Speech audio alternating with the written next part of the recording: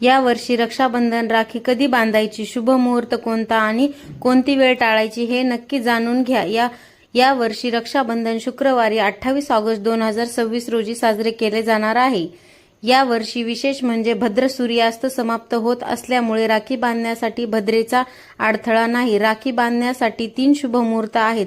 पहिला शुभ मुहूर्त आहे सकाळी 6:36 पासून ते 9:45 पर्यंत आहे। दुसरा शुभ मुहूर्त दुपारी 12:30 पासून सुरू होणार आहे ते 12:53 पर्यंत आहे। तिसरा शुभ मुहूर्त सायंकाळी 7:43 ते 9:30 पर्यंत असणार आहे। यावेळी तुम्ही तुमच्या भावाला राखी बांधू शकता, मात्र राहू काळ सकाळी 10:45 ते दुपारी 12:02 असल्यामुळे या वेळेत राखी बांधणे टाळावे। अशाच माहितीपूर्ण व्हिडिओ तुमच्या भावाला नक्की शेअर करा।